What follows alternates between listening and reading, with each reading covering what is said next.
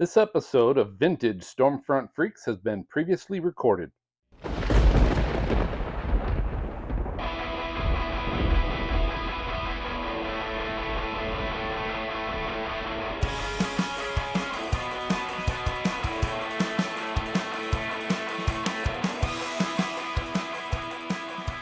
Awesome. I'm excited to introduce Jeff Piotrowski. Jeff has become a storm chasing legend, documenting and filming over, get this, 900 tornadoes, hurricanes, ice storms, wildfires, and every extreme of Mother Nature. Now, in 1994, Jeff received an Emmy Award for Day of Tornadoes for his coverage of the Gainesville, Texas F2 tornado.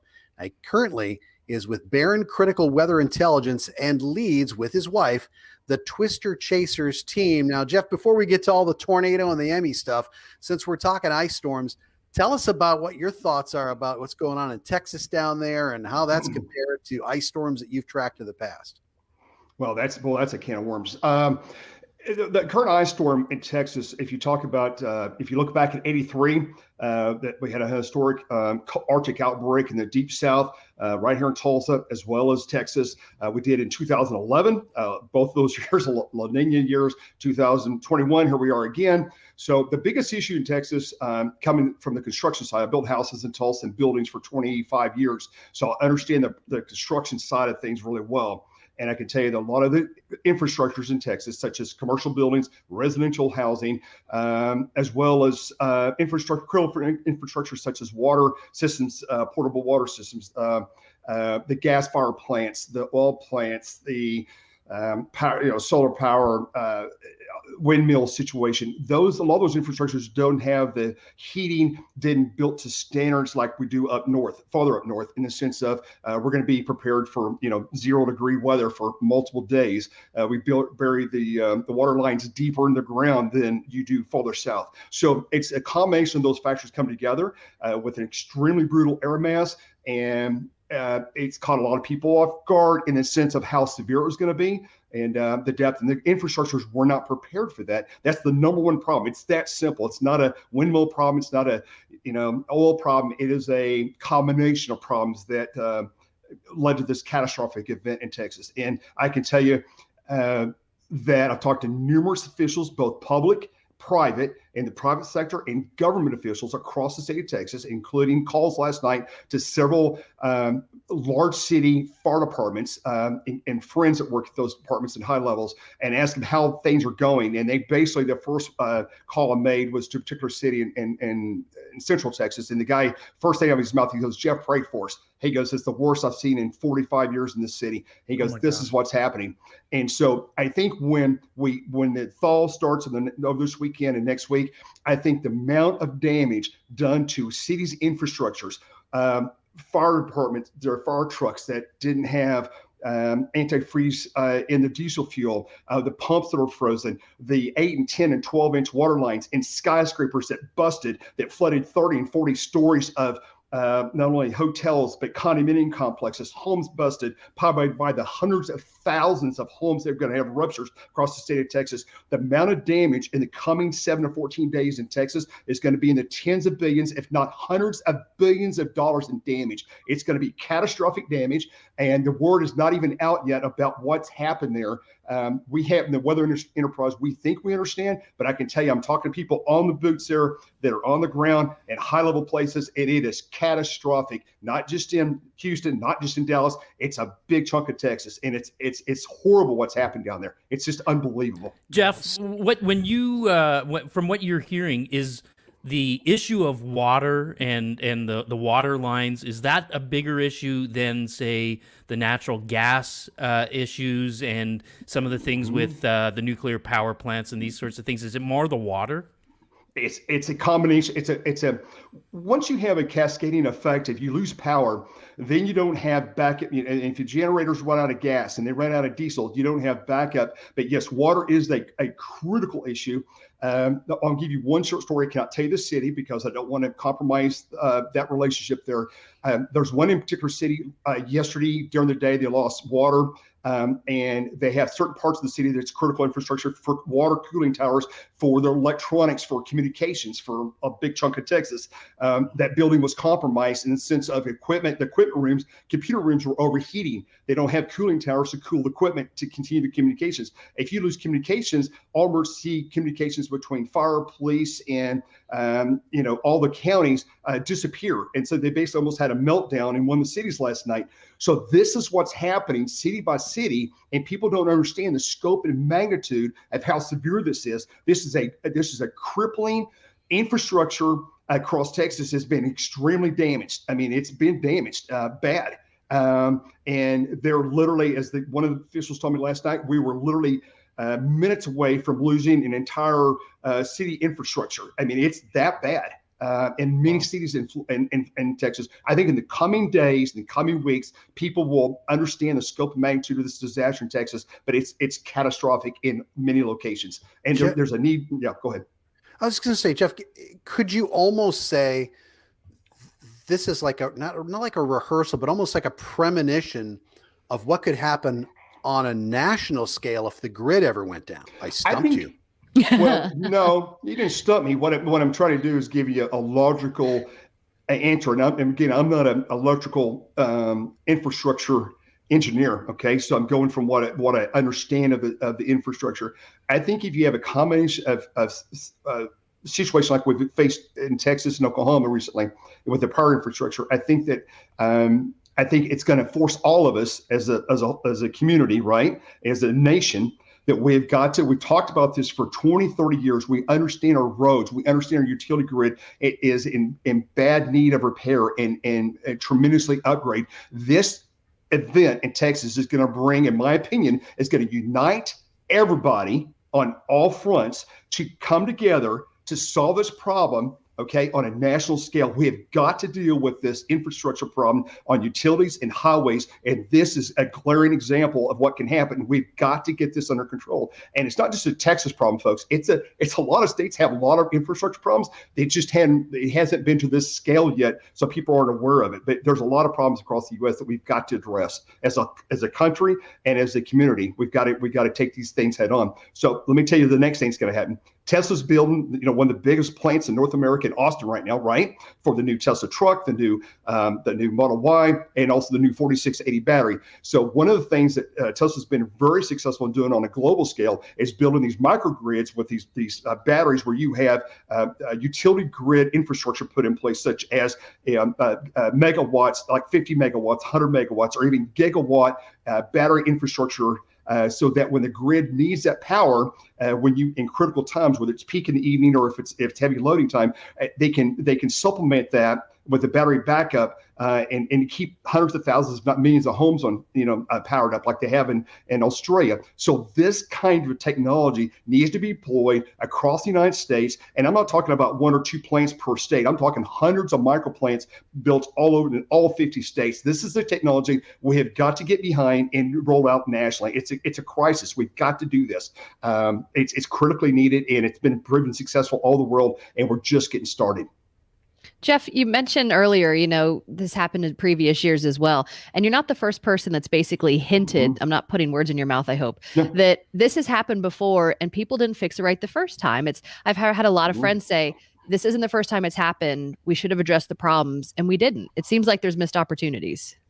Well, there's missed opportunities. This is kind of like, the building business. Whether you're building skyscrapers, or you're building homes, or you're building multi-million-dollar estates, I can tell you, when I graduated from high school in 1978, I started building houses right out of high school. Okay, I was a building contractor, built about 20 houses a year. In 1978, during the energy crisis, I built all my homes with 2x6 exterior walls. This is in Tulsa, Oklahoma. I didn't live in Canada. This is Tulsa, Oklahoma. 2x6 exterior walls, R40 insulation in the attic, thermal paint windows, now low E. Talking about geothermal, talking about electric floor grid, talking about radiant heat in the floors, and thermal heat pumps, and those kind of things. That is the technology I've been using for 35, 40 years in all my homes. That's how my current home is built. It's built with 2x6 walls, foam ceiling. I will never build another structure again, ever, no matter matter what state I live in, whether it's Florida or Canada, that doesn't have a minimum 2x6 walls and foam insulation in the walls and about 12 inches of foam in the attic, because that is it's been available for 30 years. This is crazy. We're not doing this today across America. It really is. So anyway, how much more is to do what you did? Is that so much more expensive? An average home, let's say it's 5,000. Let's say you spend a couple extra thousand on the foam, you spend another 1,500 to 2,000. Of course, woods went up about 40% in the last 6 months. So wood framing has gone up enormously in the U.S. in the last 6 months in the building construction. So if you take even a steel structure or a concrete structure and you put foam in it and you do those kind of things that lessen it makes a better integrity for the structure. It also keeps the risk down as far as damage goes from waterline breaks in your house, right? So it solves a lot of problems, and it also you have lower utility bills, so the need of pulling all this power from the grid is lower. Okay, so when you start adding all these things up, it makes a lot of sense. I've been doing it.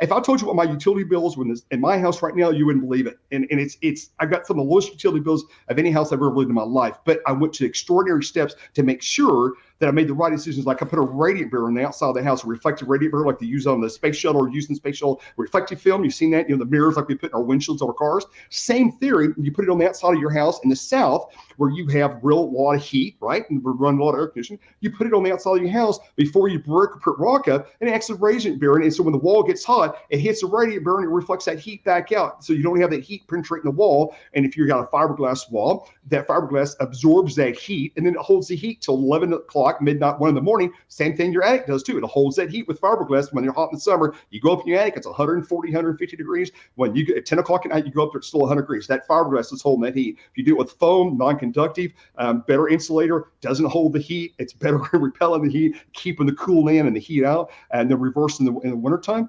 It's just common building practices. Jeff, you used the term, it just makes sense. Okay, so people still build in floodplains.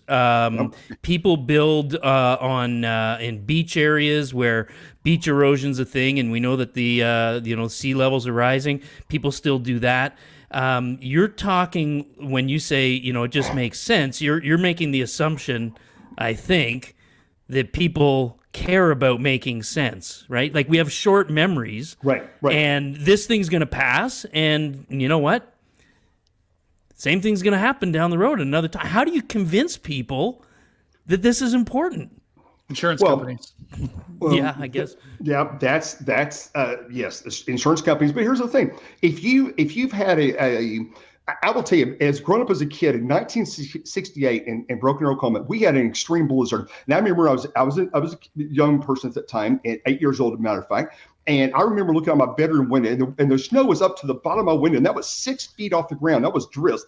We didn't have power for 2 weeks. I remember the whole family had to get in one living room. I had gas fireplace. I had gas heat, on the stove. And I remember my mom, all the 4 kids were all in one room, and we did that for 2 weeks. And it was brutal. It was miserable. That never left my hand. So later on, when I graduated to high school, I started building. I was like, I never want to go through that again. So I always had gas backup. And the one problem is, when I could talk about this for weeks, is that when you build in today's infrastructure, when I consult with my TV broadcast people over North America, and we talk about infrastructure, and you talk about communications, and you talk about things, I don't rely on one cell company to provide me telecommunications when out in the field. I have 2 to 3 backups when out in the field. If one cell service goes down, I have another one I can default to. If one utility goes down, I have a backup plan, whether it's the gas company, or I got geothermal, or I've got a solar, or I've got a solar battery pack in my garage. Going forward, we need to have 3 and 4 backups on a house. It doesn't cost a lot of money to do that. It's smart planning. And if the worst happens on one of the grids go down, guess what? I've got 3 more backups. So I've got plan A, B, C, and D. When you don't plan for success, and you have failure, it will cost you dearly. You will be miserable. And unfortunately, millions of people in Texas right now are miserable. A lot of them are due to not their fault, but they will have an understanding now.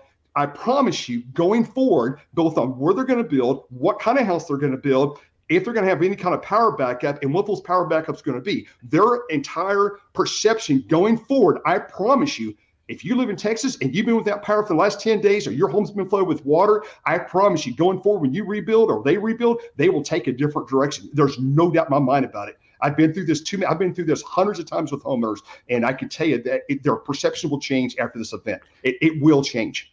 Jeff, when you were in the Boy Scouts, did they give you the Prepper Merit Badge? I was not in the, I was not in the Boy Scouts, but I did have the Explorers in the fire department. So yes. I have to admit, I've never been so fired up and excited about like building materials before. I'm like ready to jump out there and like kick some butt over just two by That's six. Jeff's effect on everybody It's about amazing. everything. This is not right? the conversation I was expecting at all.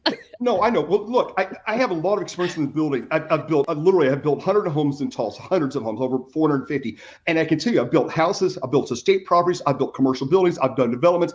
This is not my first rodeo, okay? And not from storm chasing, not from seeing structures tore down. I understand litigation. I understand threats. I understand if you build in a flood zone, are you going to build it on concrete pilings? You're going to build it 25 above the flood zone. If you're building down in Florida, you're building in New Orleans, are you going to build the houses on 30-foot steels? So the next time a Katrina comes in, you have 35-foot storm surge at Bay St. Louis, your house is above it. Those are common sense things. Look at history. It will repeat itself. What's happened now, it will repeat itself. Is it next week? Is it 10 years from now? It's going to repeat itself. So yeah, you got me fired up, not about the weather. It's about just common sense building. We've got to rebuild this infrastructure in America. We've got to do it smartly, which includes all kinds with solar, battery backup, wind farms, oil and gas, and it's going to be the whole package. It's got to be everything. It can't be just one thing's going to solve America's energy problem, right? It's not.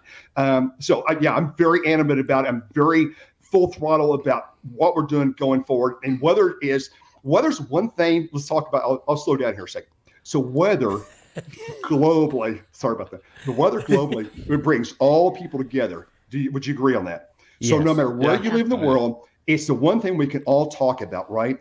It's when I tell clients and my friends, when it's raining or snowing outside, that is pennies falling out of the sky. And what I mean by that is, if you're an entrepreneur, if you're a business person, if you're in business and you sell windshield wipers, you sell tires, you sell roofing products, it's an opportunity for you to use that weather to help you understand what people's needs are, right? It's all driven by disasters, and it's driven by what people's needs are and what they want to build a safer home, and to build a more energy efficient home, and to build a more resistant, fire resistant for the wildfires out in California. Do we need to put a metal roof? Did you know if you use a class 4 impact shingle in Oklahoma and Texas and Kansas, which is about 30%, 40% more, okay, on the cost of the shingle, which helps repel the hail. It doesn't damage the shingles as greatly as a non-class 4 shingle because it's got rubber built in it. Your insurance rates are about 50% less just by putting a class 4 shingle on your roof. Well, how many people, if they know that in the building process or re-roofing their house, you sign me up today 1,000 times over, because in most cases, What's a shingle? Yeah. Oh man. Shingle. Yeah, I know. It's something you get after chicken pox. I'll tell you what, Jeff's phone is ringing right now because all these companies are calling him to sell for their companies because he's on a roll. But Welcome to Outbreak, a new live stream format brought to you by the Stormfront Freaks podcast, hosted by me, meteorologist Brady Harris, also known as Stormcat 5. We'll go live on days of extreme weather with the goal of keeping you safe, informed, and entertained. The only question that remains is, are you ready for the outbreak?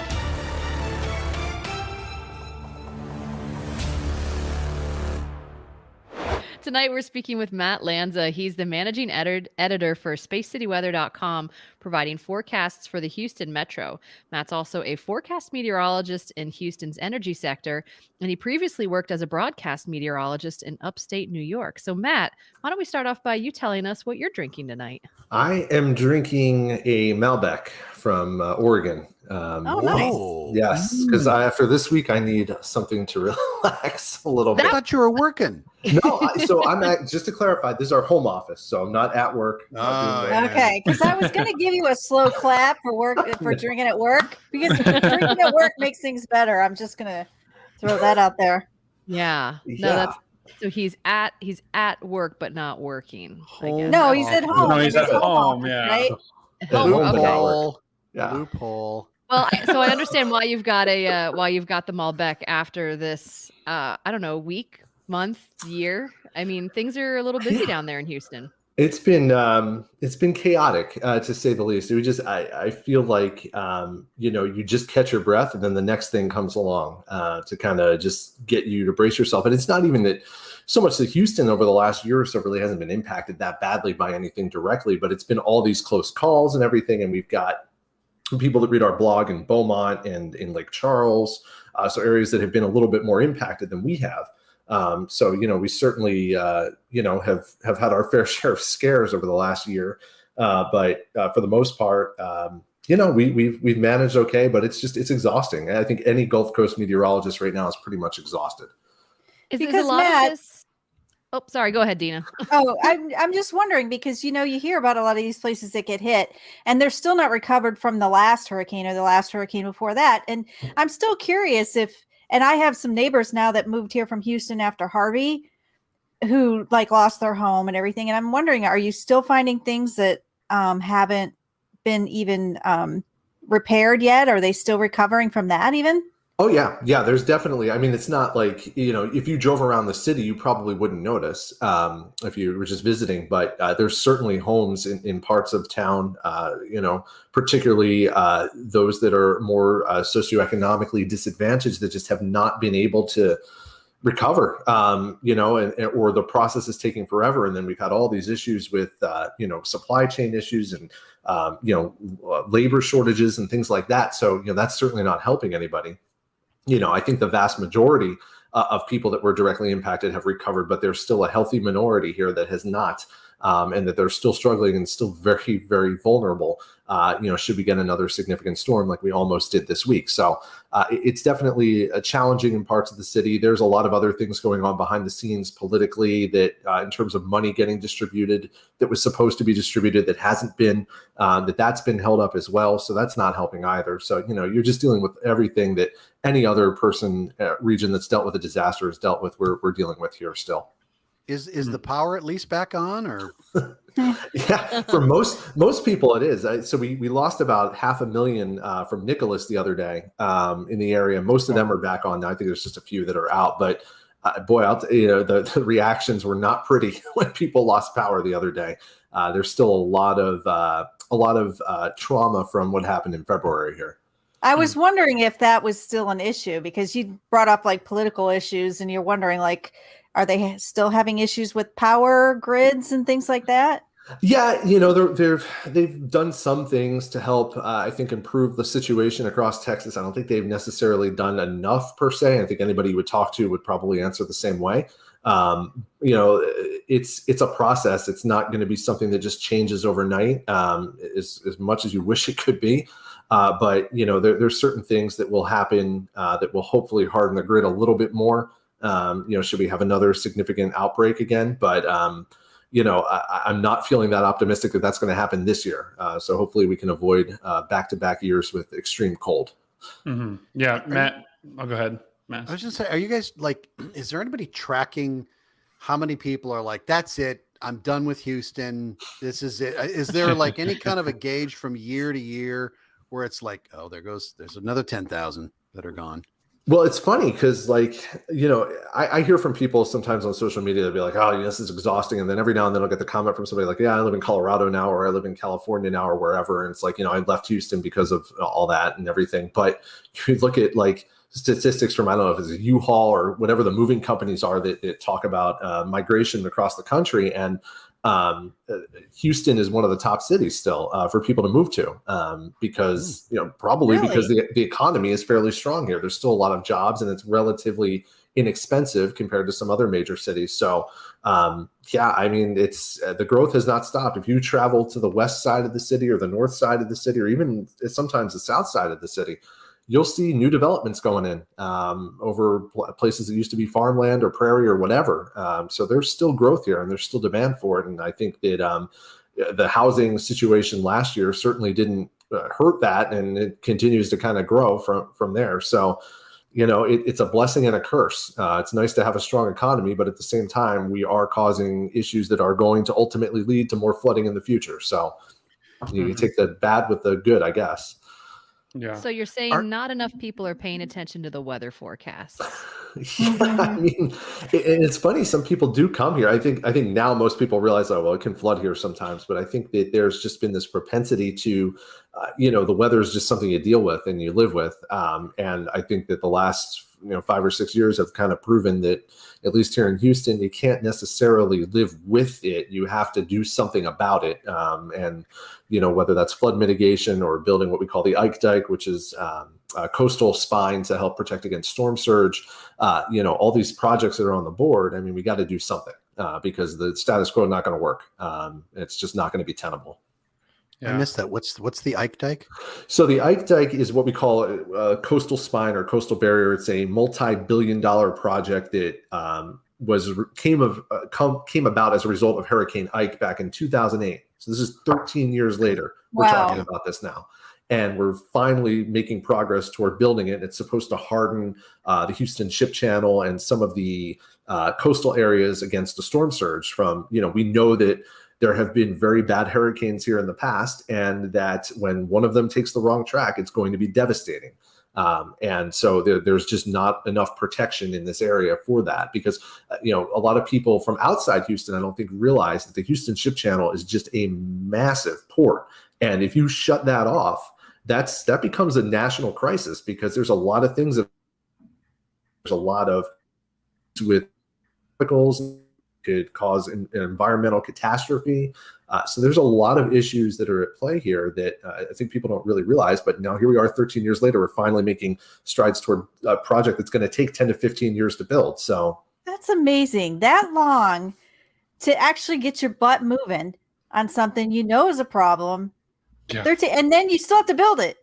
That's wild. It's like you got to go through and approve it and get the money. And oh my gosh, that's amazing. It's a headache, and it's, there's definitely been a little bit more of a call to arms in the last, I want to say, year and a half, especially after Hurricane Laura last year being a very close call for Houston. Even having a couple of models bring it into Houston, kind of that worst case scenario, about 2 days before it made landfall. So, there were some moments there where people were scared, including myself. I was not very comfortable with what I was seeing. I think that finally there's a little bit of will to actually do this. But it's the same problem that a lot of places have in terms of hardening infrastructure and building to mitigate against disasters. There may be some popular will among the people, but the money, you got to find the money for it. And not everybody's willing to spend billions and billions of dollars to say that we need to do this, because the percent chance of it happening is so small. But the reality is, if you don't do it, look at New Orleans with Ida. I know Ida wasn't a worst case track for New Orleans, but they managed obviously okay, other than the power outages in the city, because they have protection. People that were outside of New Orleans, not so much. So, that investment does pay off. Mm-hmm. So let's talk then a little bit about, forecasting this, right? So we've talked about the the difficulties you have in the area, but you've had Harvey, you've had Laura, now you've had a close call, a brush by Nicholas, and there's a very long history there of, you being a stormy area, clearly. So talk a little bit about what it's like to be at Space City Weather and what it's like to forecast this kind of stuff, the amount of time that's going into it, and, how great or awful it may be. Yeah, it's been crazy, and it's been one of those things that, so Eric Berger was a science writer for the Houston Chronicle, and so this is how Space City Weather came about. He had a blog in the Houston Chronicle, the newspaper here, and it was pretty popular, and it attracted like a pretty good following. And then when he left the Houston Chronicle, just prior to that, I had started working with him and helping him out on Fridays with just some posts. And when he left, he was like, "Hey, do you want to start this site? How do you like Space City Weather?" Sure, that's fine. We both have full-time jobs. This is not our primary thing, but we had a little bit of a following, and we like writing about and communicating weather. And so it just kind of worked. And little did we know that as we were doing this, we were going to become kind of the epicenter for flooding in the country. And just, one after the other. Because we had a Memorial Day flood in 2015. We had Tax Day 2016, which flooded the whole a large chunk of the city. Then obviously Harvey and Melda, some people forget that, in 2019 flooded parts of the Houston area. So it's just been one after the other. And with each storm, we've actually seen a growth in our viewership. Just during Nicholas, in the few days of Nicholas, we had over 1 million people visit our blog.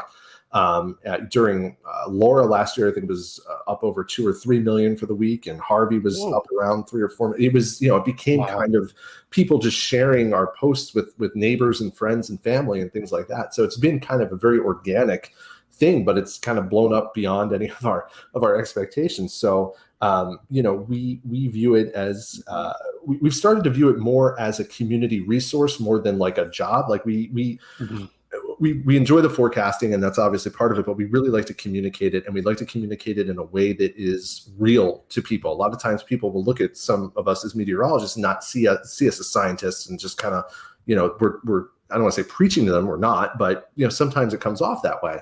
And so what we write in a very conversational style, and we're just, get to the facts, and, we sort of advertise ourselves as no hype, because, basically what we want to do is be boring 95% of the time. And then that 5%, when you need to ramp up and get ready, we're there, we're ramped up too, and you'll know.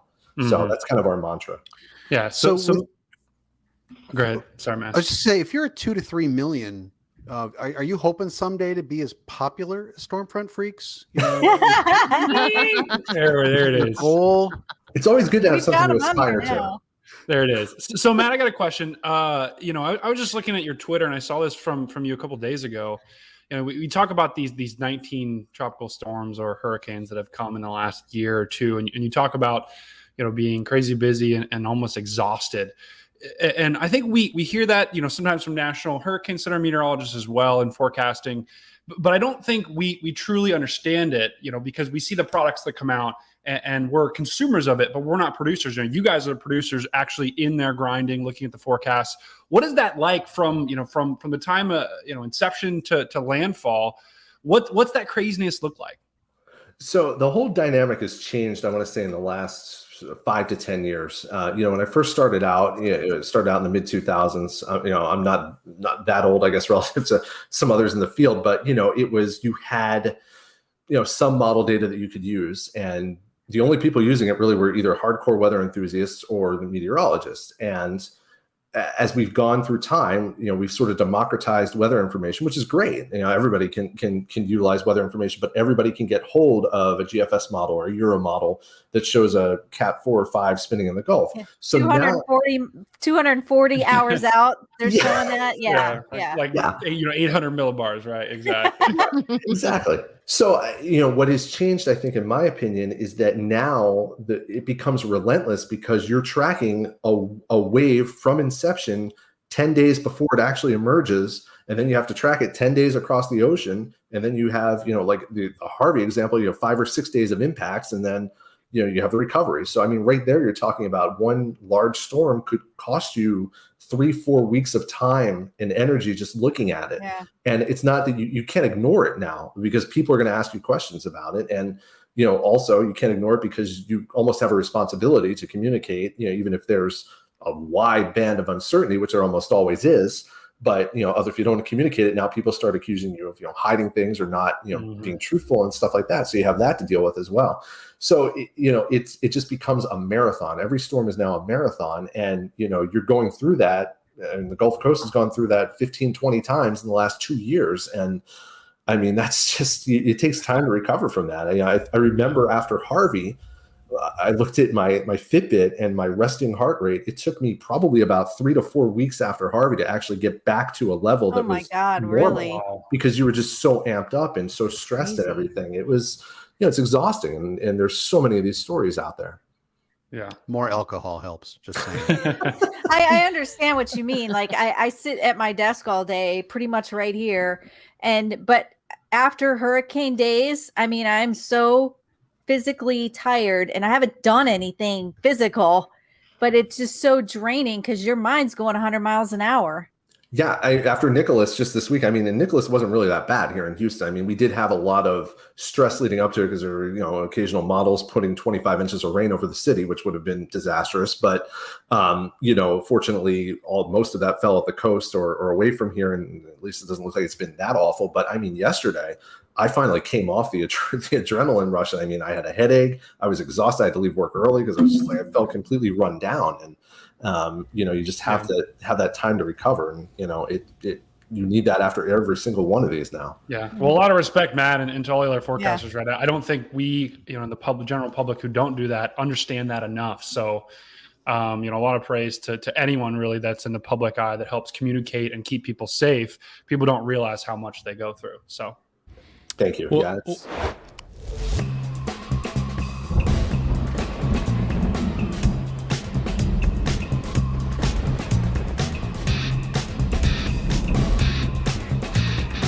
Thank you for tuning in to the Stormfront Freaks podcast. You can watch our bi-weekly show live on youtube.com/stormfrontfreaks and download the audio version on your favorite podcast player.